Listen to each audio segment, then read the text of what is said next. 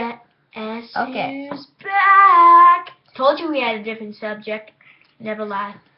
Today, we're going to be covering my clear spring-loaded airsoft gun. It also has a 20 round capacity mag. It is spring, so it's kind of sucky. But there's an addition to the gun where it's so much different. Instead of safe, auto, and semi, it just has safe,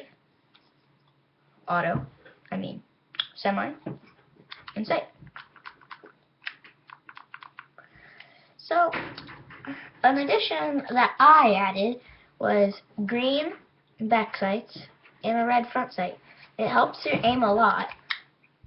So when you're gonna You hear 'em, peeps? A lot.